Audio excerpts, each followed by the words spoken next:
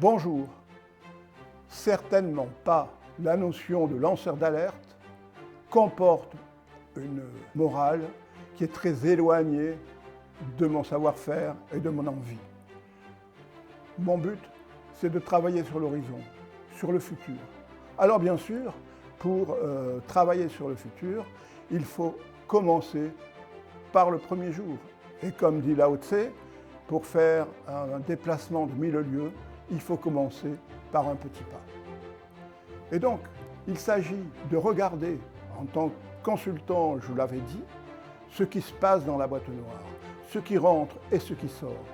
Et là, tout le monde le voit, tout le monde le sait, mais on ne le vit pas. Ça, c'est super important. Donc, l'idée, c'est aujourd'hui travailler sur la boîte noire.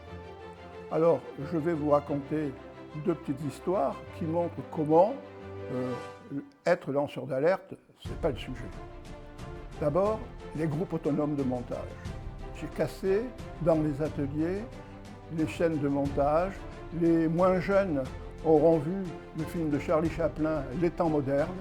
Et donc, effectivement, tout le monde avait peur que la nouvelle manière de travailler fasse qu'on soit moins bon que la chaîne traditionnelle.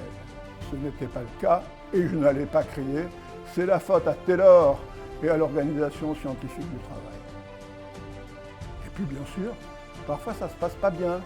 Ça ne se passe pas bien et pour une multinationale où j'intervenais toutes les semaines, mes correspondants venaient me chercher à l'aéroport et un jour je les vois, la mine vraiment déconfite. Mais que se passe-t-il? Vous verrez en arrivant.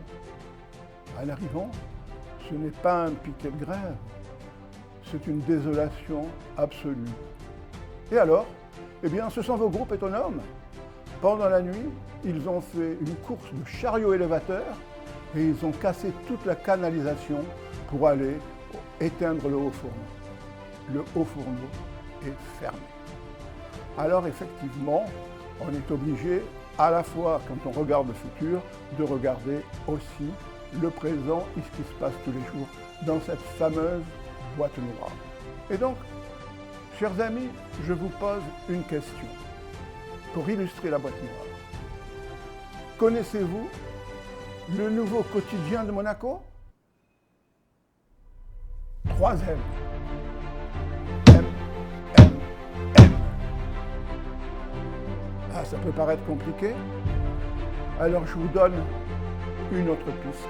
Comment appelle-t-on habituellement une file d'attente? Compris? Et alors, c'est comme au théâtre, les 3 coups avant la mise en scène et avant le spectacle. Et puis, je crois que finalement, avec un peu de piment, on s'aperçoit qu'il y a peut-être 4 coups. Mais c'est bien dommage. Merci.